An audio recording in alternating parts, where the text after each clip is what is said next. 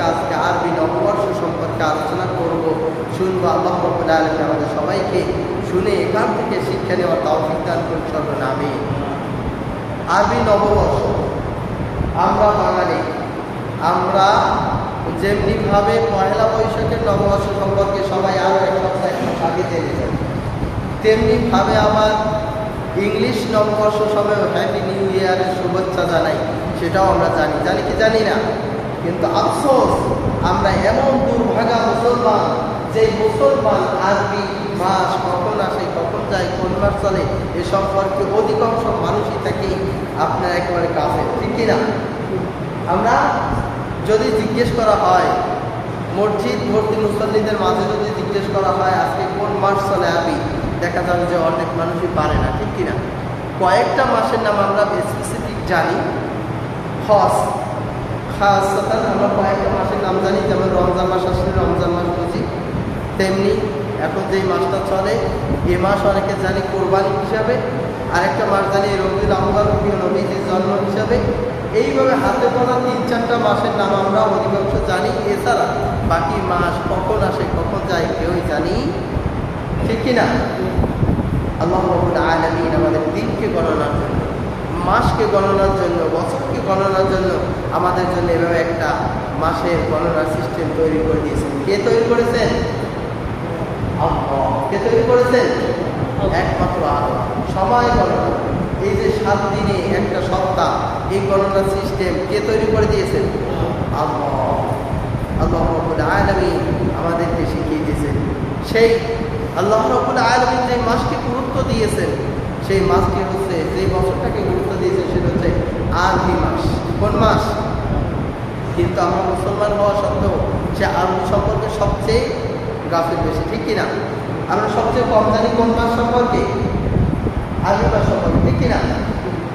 বললাম না, ইংলিশ সবাই সবচেয়ে বেশি জানি। আবার দেখেন, একজন বাঙালি হওয়া সত্ত্বেও সবচেয়ে বেশি জানি আমরা ইংলিশ, ঠিক কিনা? আজকে ইংলিশ কোন মাস চলে, কত তারিখ চলে, ছোট বাচ্চা বলে দিতে পারে, ঠিক কিনা? বাংলা গ্রাম্য মুরব্বী হিসেবে কিছু কিছু মানুষ জানে, আর আরবি একেবারেই কেউই জানি না বলে চলে, দেখা যাবে শতকরা 2-3, ঠিক কিনা? অথচ মুসলমান হিসেবে অ্যাজ আ মুসলিম আমাদেরকে সর্বোত্তম জানা উচিত ছিল আরবি মাস। কোন মাস? আরবি মাস। যে উপস্থিতি, এই জন্য আমাদেরকে, আমাদের বাচ্চাদেরকে এই মাস সম্পর্কে আরো বেশি বেশি জ্ঞান দিতে হবে, তাদেরকে জানিয়ে দিতে হবে, ঠিক কিনা? আরবি মাস রাসূলুল্লাহ সাল্লাল্লাহু আলাইহি ওয়াসাল্লামের মৃত্যুর পর 6 বছর পর 16 অথবা 17 হিজরির দিকে সাহাবীরা এই হিজরি সন চালু করেছেন। কারা চালু করেছেন? প্রিয় নবীজির সঙ্গী সাথী যারা ছিলেন সাহাবী, খোলাফায়ে রাশেদার দ্বিতীয় খলিফা হযরত ওমর ফারুক রাদিয়াল্লাহু তাআলা আনহুর শাসনামল থেকে এই হিজরি সাল চালু হয়েছে। কার আমল থেকে?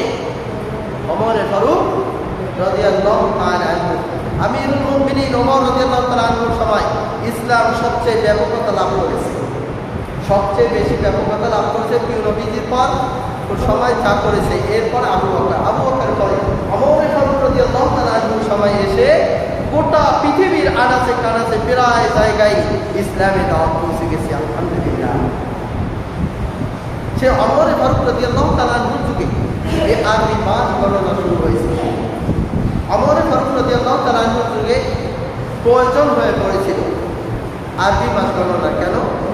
আসুন, আরবি মাস সাল কেন প্রয়োজন হলো এবং কেন এটা চালু হলো এ সম্পর্কে আজকে আমরা জানবো। এবং আল্লাহ রাব্বুল আলামিন আমাদেরকে এখানে যে ইঙ্গিতগুলো দিয়েছেন সেখান থেকে জীবনে আমল করবো, আল্লাহ তাওফিক দান করবেন, আমিন। হযরত ওমর ফারুক রাদিয়াল্লাহু তাআলা আনহুর সময় যখন অর্ধবিশ্ব তিনি শাসন করেছেন, ওমর ফারুক রাদিয়াল্লাহু তাআলা আনহু কতটুকু শাসন করেছেন? গোটা পৃথিবীর অর্ধবিশ্বকে একই জায়গায় বসে মক্কায় বসে নেতৃত্ব দিয়েছেন। সুবহানাল্লাহ।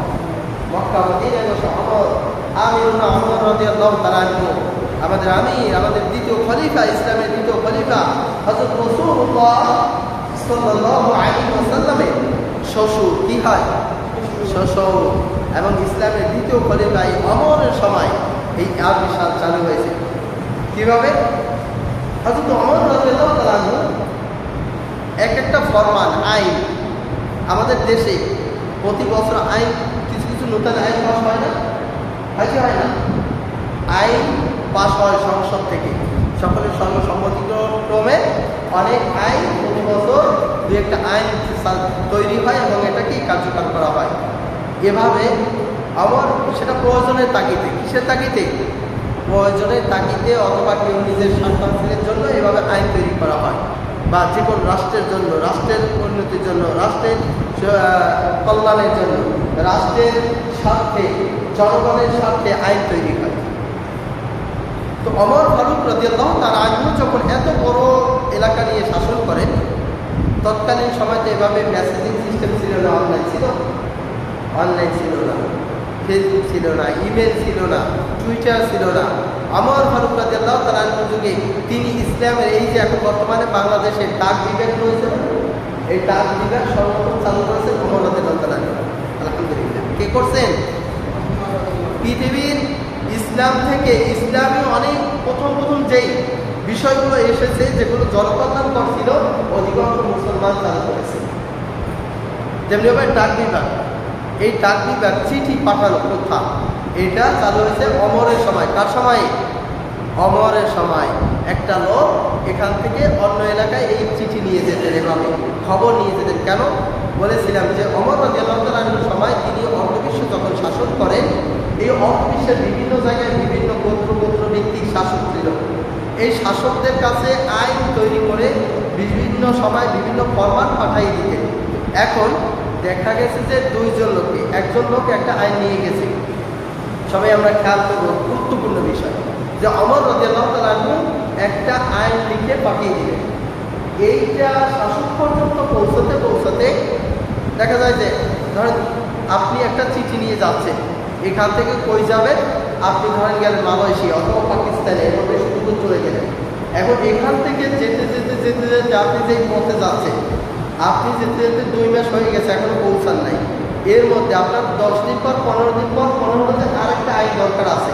এই জন্য আরেকজন লোককে আরেকটা বিষয় লিখে দিয়ে ওই একই শাসকের কাছে পৌঁছেছে। তো উনিও রওনা দিয়েছেন। রওনা দেওয়ার পরে দেখা যায় যে 2টা লোক পথে, কয়টি লোক পথে? কয়টি? একটা লোক কিছুদিন আগে রওনা দিলেন, পরে আরেকটা লোককে পাঠিয়ে দিলেন কিছুদিনের জন্য। এই 2 লোককে যখন পাঠালেন, এখান থেকে একটা লোক দেখা যায় যে শেষে যে লোকটি পাঠানো হয়েছে সে আগে পৌঁছে গেছে। সে কি হচ্ছে?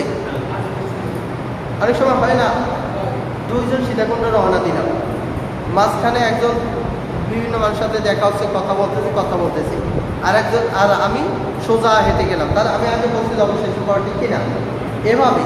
তো এখন এই যে আইন, কোনটা আগে কোনটা পরে, চিঠি পৌঁছানোর পরে খটকা দেখা দিয়ে দিল, সমস্যা দেখা দিল যে কোনটা জারি করবে, কোনটা বাদ দিবে, এটা বুঝতে পারতেছে না। এই জন্য তৎকালীন সময় এই যে সময়ের এই প্রশাসনিক জটিলতা দেখা দেয়, এই জটিলতা দেখা দেওয়ার কারণে তৎকালীন সময় প্রবীণ সাহাবী হযরত আবু মুসা আশআরী রাদিয়াল্লাহু তাআলা আনহু, তিনি হযরত ওমর ফারুক রাদিয়াল্লাহু তাআলা আনহুর কাছে একটা চিঠি লিখলেন, হে আমিরুল মুমিনিন, আপনি যে ফরমানগুলো আমাদের কাছে আইন হিসেবে গ্রহণ করেন, দেখা যায় যে একত্রে 2টা চিঠি এসে উপস্থিত হয়ে যায়, তো আমরা কোনটা ধরবো, কোনটা ছেড়ে দেবো আমরা বুঝি না। এই জন্য একটা নির্দিষ্ট সময় থাকা জরুরি, নির্দিষ্ট সময় থাকা জরুরি। এই জন্য টাইমের সাথে, কারণ হচ্ছে কোনটা আগে কোনটা পরে এটা বোঝা দরকার আছে কি নেই? কোরআনের আয়াতের অর্থ সুস্পষ্টভাবে আমল করার জন্য সময়ের দরকার আছে। কিসের দরকার আছে? কোন আয়াতটা আগে নাজিল হয়েছে, কোন আয়াতটা পরে নাজিল হয়েছে, এটা জানা ইসলামের জীবনে অত্যন্ত গুরুত্বপূর্ণ। কেন? কারণ হচ্ছে আপনি যদি কোন আয়াত আগে কোন আয়াত পরে বুঝতে না পারেন, তাহলে আপনি পরিপূর্ণভাবে ইসলামটাকে আপনার জীবনের সাথে, আপনার লাইফস্টাইলের সাথে সামঞ্জস্যতা করতে পারবেন না। কিভাবে? একটু দেখুন এক্সাম্পলটা হলো যে মদ খাওয়া হালাল না হারাম? মদ খাওয়া হালাল না হারাম? নেশাজাত দ্রব্য গ্রহণ করা হালাল না হারাম? যাবতীয় নেশাজাত দ্রব্য গ্রহণ করা কি হারাম? আল্লাহ রাব্বুল আলামিন এই মদকে 3 ধাপে হারাম করেছে। কয় ধাপে? 3 ধাপে। আল্লাহ প্রথমে একটা আয়াত নাযিল করে বললেন যে তোমরা যেই মদ খাচ্ছ, যেই নেশাদার দ্রব্যগুলো গ্রহণ করেছো, এর মধ্যে তোমাদের শরীরের জন্য, তোমাদের ব্যক্তি বিশেষের জন্য যেই উপকার রয়েছে তার চেয়ে ক্ষতি বেশি। তার চেয়ে কি ক্ষতি বেশি। দেখুন, নিষেধ করে না কিন্তু আল্লাহ আমাদেরকে একটু প্রথম নলেজ দিলেন যে তুমি যেই নেশাজাত দ্রব্যটা গ্রহণ করতেছো, এটা তোমার শরীরের জন্য যতটুকু না উপকার তার চেয়ে বেশি ক্ষতি করে, তার চেয়ে বেশি ক্ষতি করে। এগুলো প্রথম। দ্বিতীয় আয়াত আল্লাহ রাব্বুল আলামিন নাযিল করেছেন, ইয়া আইয়ুহাল্লাযীনা আমানু লা তাকরাবুস সালাতা ওয়া আনতুম সুকারা। আল্লাহ দ্বিতীয় আয়াতে বললেন যে হে ঈমানদারগণ, তোমরা যখন নেশাজাত দ্রব্য গ্রহণ করার পরে, তোমরা যখন মাতাল অবস্থায় থাকো, তোমরা যখন বুঝতে পারো না কি বলতেছো না, তখন তোমরা নামাজের নিকটবর্তী হইও না। এই গেল দ্বিতীয় ধাপ। 3 নম্বরে আল্লাহ রাব্বুল আলামিন বলেন, ইয়া আইয়ুহাল্লাযীনা আমানু ইন্নামাল খামরু ওয়াল মাইসিরু ওয়াল আনসাবু ওয়াল আসলামু রিজসুম মিন আমালিশ শাইতান। আল্লাহ রাব্বুল আলামিন তৃতীয় ধাপে এসে বললেন যে নিশ্চয়ই জুয়া, মদ, নেশাজাত দ্রব্য এই সবগুলো হারাম। কত নম্বরে এসে বলছেন? এখন আমি যদি এই প্রথম হারামটাকে প্রথমে নিই এবং সুকারটাকে পরে দিই, এরপর যদি আয়াত ওই প্রথমে যে আয়াতটা এসেছে যে আমরা যেটা খাই এটা শরীরের জন্য ভালোর চেয়ে খারাপ বেশি, তার কি মানে নিষেধ হয় না, আল্লাহ শেষে নাযিল করছে, তার ওই প্রথম আয়াতটা দ্বিতীয় আয়াতটাকে মানসুখ হয়ে গেছে, রহিত হয়ে গেছে। এইভাবে এই জন্য কোরআনের আয়াতকে বোঝার জন্য সমাজে গুরুত্ব অত্যাধিক। তো আইনের ক্ষেত্রেও এভাবে অত্যাধিক একটা বিষয় রয়েছে। তো এই জন্য ওমর রাদিয়াল্লাহু তাআলা আনহুর কাছে আবু আইয়ুব আনসারী রাদিয়াল্লাহু তাআলা আনহু চিঠি লিখলেন। চিঠি পাঠানোর জন্য এজন্য খলিফা ওমর রাদিয়াল্লাহু তাআলা আনহু সাহাবীদেরকে একত্র করে পরামর্শ চাইলেন। একত্র করে কি চাইলেন? পরামর্শ চাইলেন। যদি আমরা সাল চালু করি তার কীভাবে গণনা করা যেতে পারে। এর আগে কিভাবে গণনা হতো? এর আগেও গণনা হতো। কী হতো? ধরেন আবুল ফিল ছিল বস্তি বাহিনী, যে কাবাগর বাদশাহ আব্রাহা যে কাবাগর ভাঙতে এসেছিলেন, এই বলতো রসুলের যুগ আব্রাহার আমলে রসুলের জন্ম হয়েছে। মিলিয়ে মিলিয়ে গণনা করা ঘটনা সাথে তখন টাইম ছিল না। তো যখন এই সমস্যা দেখা দিলেন তখন কি করলেন? হযরত ওমর রাদিয়াল্লাহু তাআলা সাহাবীদেরকে একত্র করে পরামর্শ চাইলেন। এখন আসুন, শুধু কি এখানেই গুরুত্ব? আরবি মাসকে আল্লাহ কেন বেশি গুরুত্ব দিলেন? আমরা দিয়েছি সবচেয়ে কম গুরুত্ব, ঠিক কিনা? আমরা সবচেয়ে বেশি গুরুত্ব দিয়েছি কি? সেই ইংলিশে সবচেয়ে বেশি গুরুত্ব দিয়েছি কি? ইংরেজি মাসকে। তারপরে দিয়েছি বাংলা। তারপরে কি? বাংলা। তাও শুধু ওই নববর্ষ আসলে হারাম উদযাপন, মঙ্গল শোভাযাত্রা নামে যে হারাম ছেলে মেয়েদেরকে মাঠে নামিয়ে দেওয়া হয়, এই যে পেশা, কুতুম পেশা, এরপরে আপনার বিভিন্ন প্রকার জীব জন্তু জানোয়ার এইগুলো তৈরি করে নিয়ে হাঁটি, মনে করেন এরা মঙ্গল দিবে না। আলহামদুলিল্লাহ, একজন মুসলমান পশ্চিম কালেও এটা বিশ্বাস করতে পারে না। ইমানের শাখা 7টা। ইমানের শাখা কয়টি?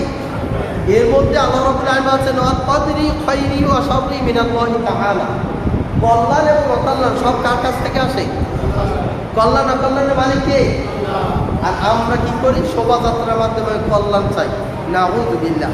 মানে হচ্ছে জ্ঞানের মধ্যে যদি একেবারেই নির্বোধ হয়ে থাকে তখন এই কথাগুলো বলা যায়। নাউযুবিল্লাহ। তো ওখানে যে দেখুন, তাহলে আমরা সে পহেলা বৈশাখ উদযাপন করি, পহেলা বৈশাখ সম্পর্কে জানি। আমরা 31st নাইট উদযাপন করি মুসলমান হওয়া সত্ত্বেও। ঢাকা শহরে, চট্টগ্রাম শহরে অনেক মানুষ মারা যায় পর্যন্ত। এই দিনে আতশবাজি বিভিন্ন প্রকার উদযাপন করতে গিয়ে দেখা যায় যে অনেকে আহত হয়ে যায়।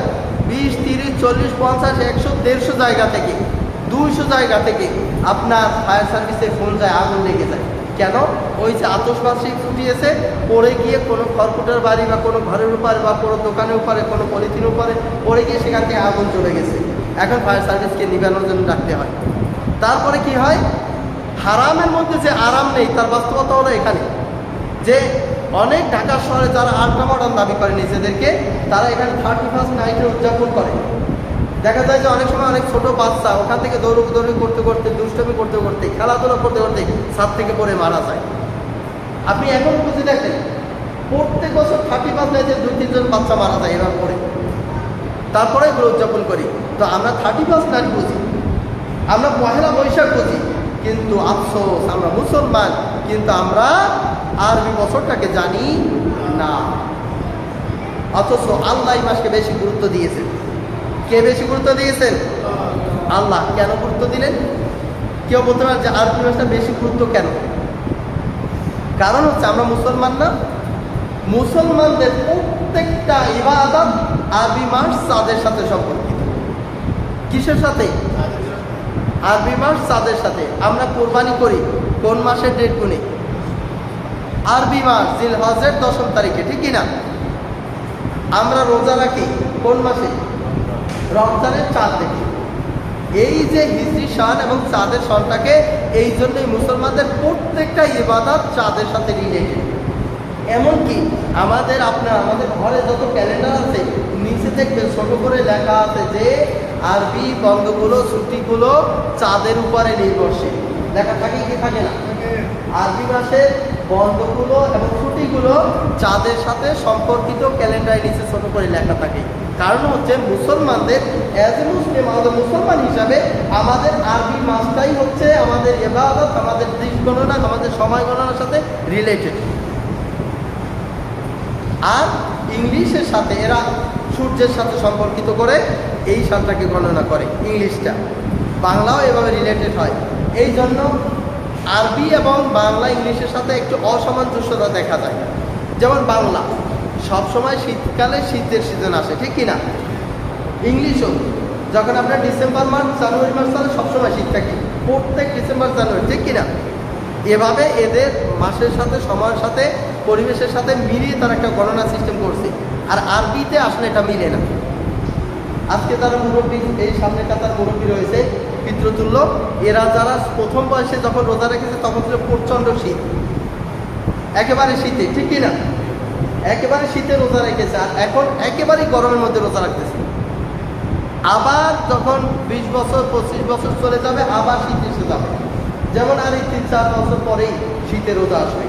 যার ছোট সময় আমরা হয়তো, আমাদের বয়সী যারা, অনেকে হয়তো একটু দেখেছি অথবা দেখিনি যে শীতে রোজা। এভাবে এই যে সময়ের সাথে ঘুরে যায়। কারণ হচ্ছে আল্লাহ রাব্বুল আলামিন মুসলমানদের জন্য কোন মাসটা সুবিধা, কোন মাসটা অসুবিধা, সবগুলো সময়টাকে বোঝার জন্য ইবাদতটাকে ঘুরিয়ে দেয়। কখনো কখনো মানুষের ইবাদত করার জন্য সময়ের সাথে সুবিধা হয়, কখনো কখনো অসুবিধা হয়। এখন যখন যদি একইভাবে থাকতো, সবসময় যদি শীতে থাকতো, তাহলে যেমন রোজাটার আবার ঈদের আনন্দটা যেমন থাকতো, অন্য এক সময় আসলে ওই আনন্দটা আবার ওইভাবে হয় না। এই জন্য দুইটা জায়গায় যখন হয় আনন্দটা একটু ঘুরে যায়। আনন্দটা কি? আর আল্লাহ রাব্বুল আলামিন সেই জন্যই এখানে আরবি মাসটাকে ওইভাবে রিলেটেড করে দিয়েছে। তবে সূর্যের সাথে, এই যে আমাদের সূর্যের সাথে সম্পর্ক হচ্ছে শুধুমাত্র নামাজের। কিসের? নামাজের সম্পর্ক কিসের সাথে? সূর্যের সাথে। যে সূর্য যখন উদিত হবে, উদিতের আগে আমাদেরকে নামাজ শেষ করতে হবে ফজরে, এবং যখন সূর্য ওঠে, যখন টাইম দিয়ে আছে সূর্যোদয়, এই সূর্যোদয়ের সামনে থেকে 23 মিনিট অপেক্ষা করতে হবে। তো এরপরে আবার যখন দ্বীপ্রহর হয়, একেবারে মাথার উপর সূর্য আসে, এই সময় আবার নামাজ পড়া যাবে না, নিষিদ্ধ সূর্যের সাথে। আবার যখন সূর্য অস্তমিত হয়, সেখানেও আমরা কি করি? নামাজ আদায় করি না। এখানে এই 3টে সময় নিষিদ্ধ। তাহলে দেখুন নামাজটা সম্পর্কিত হচ্ছে সূর্যের সাথে। কিসের সাথে? সূর্যের সাথে। আর আমাদের রোজা বলেন, আমাদের হজ বলেন, আমাদের কোরবানি বলেন, আমাদের প্রত্যেকটা ইবাদত রিলেটেড হচ্ছে চাঁদের সাথে। এই জন্য আল্লাহ রাব্বুল আলামিন মুসলমানদের জন্য আরবি মাসটাকে বেশি গুরুত্ব দিয়েছে। আলহামদুলিল্লাহ। তাহলে আরবি মাস আমাদেরকে জানা দরকার আছে কি নেই? ইবাদতের সাথে যেহেতু রিলেটেড, আমাদেরকে এটা জানতে হবে। এই জন্য আল্লাহ রাব্বুল আলামিন আমাদেরকে এই ব্যবস্থা করে দিয়েছেন। তো যখনই প্রয়োজন দেখা দিল ওমরের সময়, ওমর ফারুক রাদিয়াল্লাহু তাআলা আনহু কি করলেন? সাহাবীদেরকে ডেকে পরামর্শ চাইলেন। পরামর্শ চাওয়ার পরে, এর আগে রোম পারস্যের ক্যালেন্ডার ব্যবহৃত হতো। এর আগে কিসের ক্যালেন্ডার ব্যবহৃত হতো? রোম বা পারস্যের ক্যালেন্ডার।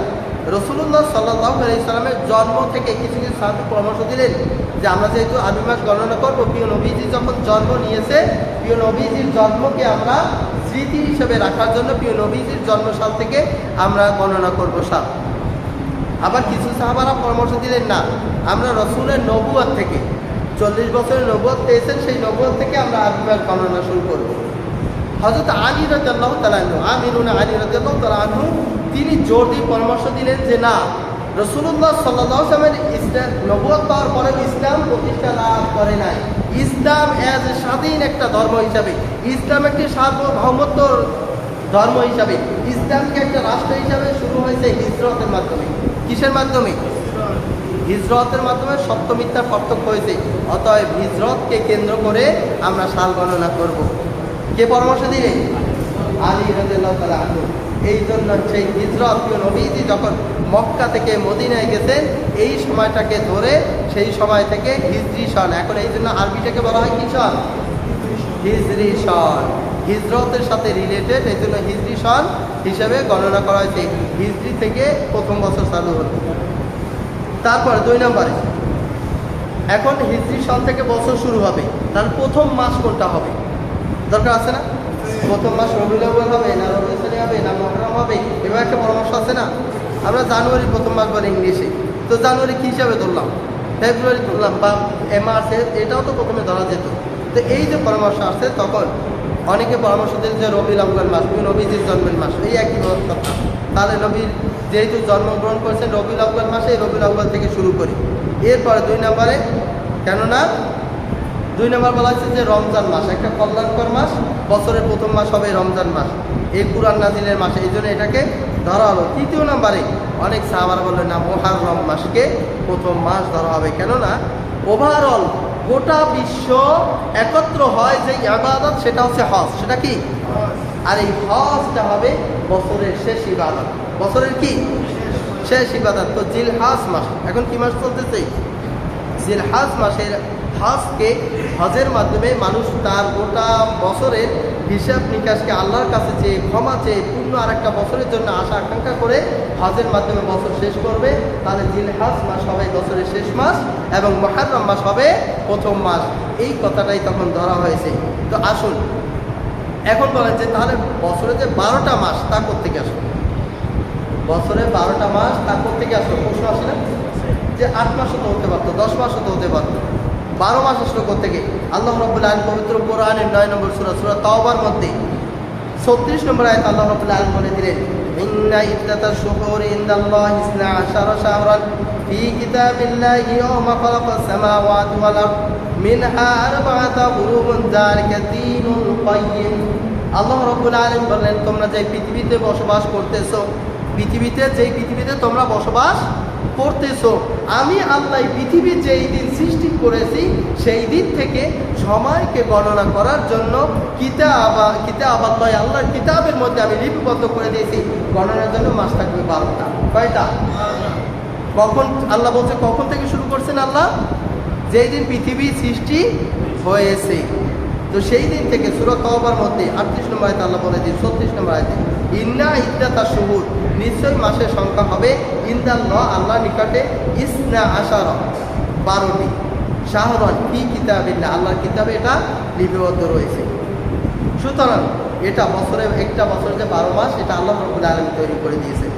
এখন দেখুন, ইংরেজি সন মুসলমানদের সাথে আসলে এটা যায় না। ইংরেজি সাল গণনা করার ক্ষেত্রে ইংরেজি সালের সাথে একটা শিরক রয়েছে। বাস্তবতা আপনারা দেখবেন কিভাবে ইংরেজি সালটাকে গণনা করা হয় ঈসা আলাইহিস সালামের সময় থেকে, তার জন্ম নিয়ে কেন্দ্র করে। তবে ঈসা আলাইহিস সালামের জন্মের 1600 বছর পরে, কতশো বছর পরে? 1600 বছর পরে বর্তমান যে ইংলিশ মাস চালু রয়েছে, এটা গণনা শুরু হয়। এটা হচ্ছে পোপ, খ্রিস্টানদের সর্বোচ্চ ধর্মীয় নেতাকে বলা হয় পোপ। পোপ 8ম গ্রেগরিয়ান, ওনার সময় উনি বললেন যে ঈসা আলাইহিস সালাম যেহেতু আল্লাহর পুত্ররা দাবি করে, নাউযুবিল্লাহ, ঈসা আলাইহিস সালামকে তারা মনে করে মৃত্যুবরণ করছে। ঈসা আলাইহিস সালাম মৃত্যুবরণ করছে? ঈসা আলাইহিস সালাম প্রিয় নবীজির উম্মত হিসেবে আরেকবার আসবেন পৃথিবীতে, তিনি প্রথম আসমানে রয়েছেন। তো এই পোপ উনি গণনা করলেন যে ঈসা আলাইহিস সালামের জন্ম থেকে শুরু করে ইংলিশ গণনা করা হবে। এই জন্য তিনি আপনার 1588 সালে এসে ইংলিশ সাল গণনা শুরু করে। এই জন্য দেখবেন ইংলিশ সালের শেষে একটা এডি লেখা থাকে। এডি আপনার ইংলিশ সাল, যেই সালটা লেখা থাকে কোনো প্যাসেজে, কোনো যখন গল্প ব্যাপারে ইংলিশে লেখা থাকে, তখন ইংলিশ সালটা লিখে এডি লেখা থাকে সংক্ষেপ হিসেবে। আমরা লিখি ইং, বা আরবি লেখলে হিজরত, বাংলা লেখি কি শতাব্দী, বা বঙ্গাব্দ লেখা হয়, কিন্তু আরবি ইংলিশের শেষে লেখা হয় এডি। এই যে এডিটা ব্যবহার করা হয়, এডির ফুল মিনিং হলো অ্যান্নি ডমিনি, মানে অ্যান্নো ডমিনি শব্দের অর্থ হচ্ছে the year of Lord, the year of Lord, মানে আমাদের লর্ডের, আমাদের স্রষ্টার বছর। অর্থাৎ তারা মনে করে যে ঈসা আলাইহিস সালাম আল্লাহর পুত্র, এবং এই এডিটাকে সেই নামের সাথে যুক্ত করে দিয়েছে। আর আমরাও যখন এটা গণনা করবো, আমাদেরকেও এটা মনে মনে একটা সেটা গ্রহণ করে নিচ্ছি। এবং আমাদের দেখুন আফসোস বিষয়, আমরা আজকে যদি জন্মসাল গণনা করা হয়, সেটা গণনা করি ইংলিশে, মৃত্যু ইংলিশে, জন্মবার্ষিকী ইংলিশে, বিবাহবার্ষিকী ইংলিশে, এই যে কত গুরুত্বপূর্ণ যত সব ইংলিশে করেছি, অথচ আরবি মুসলমান হিসাবে জানি না। আর মুসলমানদের প্রত্যেকটা ইবাদত রিলেটেড হলো আরবির সাথে। আমরা নতুন বছরে পদার্পণ করি, এক একটা নতুন বছর আমরা নববর্ষ করি ইংলিশে আর বাংলায়, কিন্তু আরবি আমরা নববর্ষ জানিও না। এবং কি আবার নববর্ষের শুভেচ্ছা জানাই, এটা বিদআত, এটা কি জায়েজ নেই শুভেচ্ছা জানানো। কারণ আপনার প্রত্যেকটা দিনই হচ্ছে আপনার একটা জন্য আপনাদের কল্যাণ, প্রত্যেকটা দিনই হচ্ছে আপনার জন্য আল্লাহর পক্ষ থেকে গিফট, আপনার পক্ষ থেকে পুরস্কার। কেননা আমরা রাতে যখন ঘুমাতে যাই, ঘুমানোর সময় বিছানায় গিয়ে কি বলি? আল্লাহুম্মা বিইসমিকা আমুতু ওয়া আহইয়া, বলি কিনা? এই যে দোয়াটা বললাম, কি বললাম? আল্লাহুম্মা, হে আল্লাহ, ইসমিকা, আপনার নামে, আমুতু, আমি মৃত্যুবরণ করতেছি।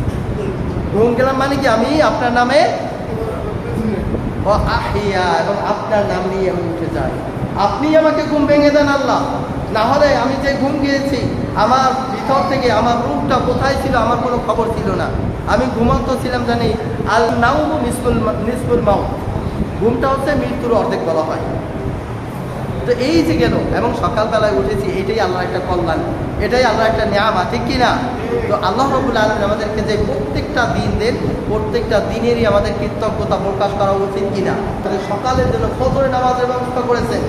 আপনি সকালবেলা উঠবেন, ঘুম থেকে উঠে আবার আমরা দোয়া করি যে আলহামদুলিল্লাহিল্লাযী আহিয়ানা বা'দা মা আমাতানা ওয়া ইলাইহিন নুশুর। আলহামদুলিল্লাহ, ওই মহান রবের সব প্রশংসা, যিনি আহিয়ানা, আমাদেরকে জীবন দিয়েছেন।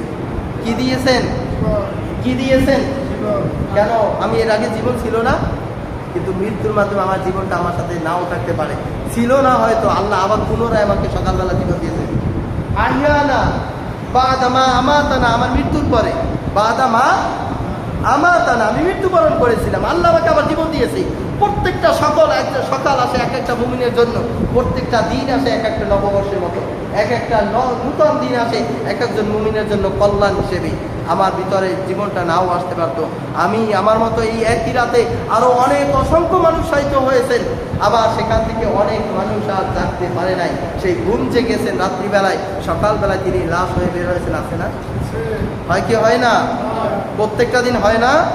তো আমরা মুমিন, আমরা মুসলমান, আমরা সেই কৃতজ্ঞতাটুকু করতে পারি না। আল্লাহ রাব্বুল আলামিন আমাদের জন্য এই কল্যাণ রেখেছে। আল্লাহ রাব্বুল আলামিন এরপরে আমাদের জন্য যেই কৃতজ্ঞতা প্রকাশের জন্য নবীজি বলে দিয়েছেন, আন জাবির রাদিয়াল্লাহু তাআলা আন নবী সাল্লাল্লাহু আলাইহি ওয়াসাল্লাম, মান আবলা বিলাই যাকারাহু ফাকাদ শাকারা, ইন কাতামা ফাকাদ কাফারা। নবীজি বলে দিলেন, যেই ব্যক্তি উঠে কৃতজ্ঞতা আদায় করলো, সেই ব্যক্তি যেন আজ কৃতজ্ঞতা আদায় করলো আল্লাহর, এবং নিজের কৃতজ্ঞতা আদায় করলো। আর যেই ব্যক্তি এই নিয়ামত পেয়ে সেই নিয়ামতের কৃতজ্ঞতা আদায় করলো না, নূতন একটি দিন পেল, আবার জীবনে আরেকটা দিনও তার অতিবাহিত করার সুযোগ পেল, এরপরও কৃতজ্ঞতা করলো না, সেই ব্যক্তি যেন আল্লাহর সাথে কুফরি করলো। কি করলো? অর্থাৎ যে ব্যক্তি ফজরের নামাজের জন্য উঠে না, ফজরের নামাজ পড়ে না, তার জীবনটা, তার দিনটা শুরু হয় কুফরির মাধ্যমে। কিসের মাধ্যমে? কুফরির মাধ্যমে। প্রিয় নবীজি বলেছেন, আল ফারকু বাইনাল মুমিন ওয়াল কাফির তারকুস সালাহ। একজন মুমিন, একজন কাফির, একজন আস্তিক, একজন নাস্তিক, একজন বিশ্বাসী, একজন অবিশ্বাসী, এর মধ্যে পার্থক্য হলো এক ব্যক্তির জীবনটা শুরু হয় নামাজ দিয়ে, আর একটা ব্যক্তির দিনটা শুরু হয় বেনামাজি হিসাবে। কি হিসাবে? আফসোস, আমরা পারলাম না কৃতজ্ঞতা জানাতে রবের দরবারে। অতএব আমাদের প্রত্যেকটা দিনকেই আমাদেরকে কৃতজ্ঞতা জানাতে হবে। তারপরেও আমাদের আরবি মাসকে গুরুত্ব দিতে হবে, যেহেতু এর সাথে ইবাদত যুক্ত।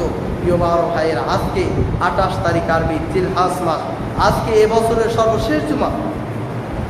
আগামী পরশু থেকে একটা নতুন দিন শুরু হয়ে যাবে, আরবি নববর্ষ। আল্লাহ রাব্বুল আলামিন আমাদের এই বছরে সকল গুনাহগুলোকে মাফ করে দিয়ে আমাদের নতুন করে আরেকটা জীবন গঠন করার তৌফিক দান করুন, আমিন।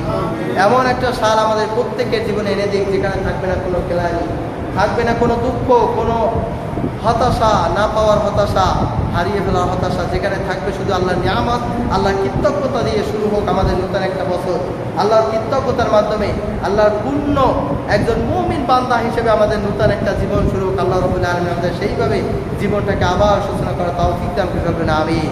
প্রত্যেকটা সকাল একজন মুমিনের জন্য সকালটা হোক নামাজের মাধ্যমে শুরু, আর দিনটা শেষ হোক এশার নামাজের মাধ্যমে শেষ।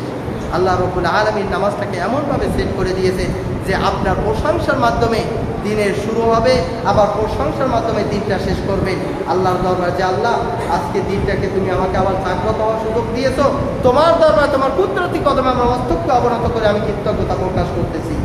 রব্বুল আলামিন সারাটা দিন আমাকে সুস্থতার সাথে রেখেছো, রিজিকের ব্যবস্থা করেছো, কল্যাণের ব্যবস্থা করেছো, এই জন্য তোমার কাছে আমি কৃতজ্ঞ, আমি কৃতজ্ঞ।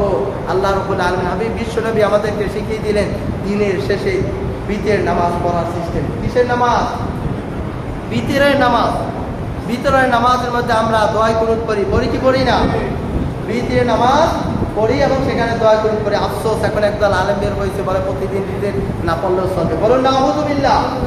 বিতরের নামাজ ওয়াজিব, শুধু বিতের না, সুন্নাতে মুআক্কাদা যেগুলো 12 রাকাত সুন্নাতে মুআক্কাদা প্রতিদিন। কয় রাকাত? 12 রাকাত।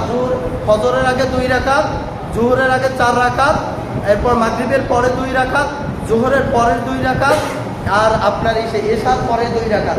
এই যে টোটাল 12 রাকাত সুন্নাতে মুআক্কাদা, এটাও যদি অনর্গল এক ব্যক্তি ছেড়ে দেয়, যদি না ফলো করে সেও গুনাহগার হবে, একেবারে গ্যারান্টি সেও গুনাহগার হবে, এবং সে তার আমলনামায় গুনাহ লিপিবদ্ধ হবে। অথচ এখন একদম ফিতনাবাজ আলেম বের হয়েছে, তারা বলে বিতরের নামাজ সবসময় না পড়লে চলবে। বলুন নাউযুবিল্লাহ।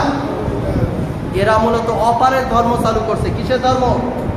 অফারের ধর্ম, যেটাকে মুসলমানদের এত শর্ট করার কোনো সিস্টেম নেই। প্রিয় বাবারা, শেষে আমরা যখন দোয়া কুনুত করি, দোয়া কুনুতের মধ্যে আমরা করি আল্লাহুম্মা ইন্না নাস্তাঈনুকা ওয়া নাস্তাগফিরুকা ওয়া নু'মিনু বিকা ওয়া নাতাওয়াক্কালু আলাইক ওয়া নুসনি আলাইকাল খায়র ওয়া নাশকুরুকা ওয়া লা নাকফুরুকা ওয়া নাখলাউ ওয়া নাতরুকু মান ইয়াযুরুকা আল্লাহুম্মা ইয়্যাকা না'বুদু ওয়া লাকা নুসাল্লি ওয়া নাসজুদু ওয়া ইলাইকা নাসআ ওয়া নাহফিদু ওয়া নারজু রাহমাতাকা ওয়া নাখশা আযাবাকা ইন্না আযাবাকা বিল কুফারি মুহিত। কত সুন্দর একটা দোয়া করেছি, আমরা আসলে বুঝি না, জানি না। এই জন্য আল্লাহুম্মা ইন্না নাস্তাঈনুকা, হে আমার রব, দিনের শেষে এসে রাত্রির জন্য আমরা ঘুমিয়ে যাব, আপনার কাছে হাত তুলে আমি প্রার্থনা করতেছি, আপনার সামনে দাঁড়িয়ে আমি দোয়া করতেছি আল্লাহ, আল্লাহুম্মা ইন্না নাস্তাঈনুকা, যত সাহায্য দরকার পৃথিবীতে জীবন পরিচালনার জন্য আমার মানুষ হিসেবে যত সাহায্য দরকার রব্বুল আলামিন সকল প্রকার সাহায্য আপনার কাছে চাই। কার কাছে চাই? কার কাছে চাই? অনাস্তাগফিরুকা, রব্বুল আলামিন সব ফজর থেকে এখন পর্যন্ত যে ভুলগুলো করে ফেলেছি মানুষ হিসেবে, সকল ভুলগুলো ক্ষমা চাই আপনার কাছে। কার কাছে? ওয়া নু'মিনু বিকা, আমরা ঈমান এনেছি আপনার উপরে। ওয়া নাতাওয়াক্কালু আলাইহি, আমরা সকল বিষয়ে রব্বুল আলামিন একমাত্র তাওয়াক্কুল করি, একমাত্র ভরসা করি আপনার উপরে। সুবহানাল্লাহ। অথচ দৈনন্দিন জীবনে চলতে গিয়ে আমরা আল্লাহ ছাড়া কত মানুষের কাছে তাওয়াক্কুল হই। 2 টাকার জন্য, 5 টাকার জন্য, ক্ষমতার লোভে, অর্থের লোভে, নিজেদের প্রতিপত্তির বিস্তারের লোভে আমরা কত মানুষের দ্বারস্থ হই। অথচ দাঁড়িয়ে আল্লাহর সামনে বললাম যে আপনার কাছে আমরা একমাত্র ভরসা করি। ওয়ানুসনি আলাইকাল খায়র, এবং সকল কল্যাণের যেই বিষয়গুলো রয়েছে এগুলো আমরা আপনার কাছ থেকে প্রার্থনা করি। ওয়ানাশকুরুকা ওয়ালা নাকফুরুকা, আমরা আপনার কৃতজ্ঞতা করি রব্বুল আলামিন। ওয়ালা নাকফুরুকা, আমরা কুফরি করি না, আমরা আপনাকে অস্বীকার করি না। ওয়ালা নাকফুরুকা ওয়া নাখলাউ ওয়া নাতরুকু মান ইয়াফজুরুকা। দেখুন কত বড় কথা বলেছেন। এখানে আমরা অধিকাংশ আমরা সবাই মুনাফিক হয়ে যাই। আল্লাহর সামনে দাঁড়িয়ে বললাম ওয়া নাখলাউ ওয়া নাতরুকু মান ইয়াফজুরুকা, যেই সকল মানুষগুলো আপনার সাথে সম্পর্ক রাখে না, যারা আপনার সাথে নামাজ পড়ে না, যারা আপনার ইবাদত করে না, ওই সকল মানুষের সাথে আমি কোনো সম্পর্ক রাখি না। কার সামনে বললাম? সবাই বলবেন কার সামনে বললাম? আপনি এশার নামাজ পড়ে বিতরের নামাজে দাঁড়িয়ে বলেন অনাখলাউ ওয়া নাতরুকু মান ইয়াফজুরুকা, এই কথা বলে গিয়ে বাড়িতে খেতে বসলেন, আপনার মেয়ে, আপনার ছেলে, আপনার স্ত্রী নামাজ পড়ে না তার সাথে, অথচ এখানে বসে বলে গেলেছেন আল্লাহর সামনে দাঁড়িয়ে আল্লাহ কয়ে বলছেন আল্লাহ তার সাথে আমার কোনো সম্পর্ক নেই, সকল সম্পর্ক ছিন্ন করে দিলাম, কিন্তু গিয়ে তাদের সাথে বসে গেছে। এই জন্য আসুন আমরা নামাজ প্রতিষ্ঠা করি পারিবারিকভাবে, ইসলামকে প্রতিষ্ঠা করি সামাজিকভাবে পারিবারিকভাবে। আল্লাহ রাব্বুল আলামিন আমাদের সবাইকে তৌফিক দান করে চলবেন, আমিন। আল্লাহ রাব্বুল আলামিন আমাদের সবাইকে সঠিক বুঝ দান করে চলবেন, আমিন। হাযা মিন ইনদি ওয়াল ইলমি ইনদাল্লাহ। আসসালামু আলাইকুম ওয়া রাহমাতুল্লাহ।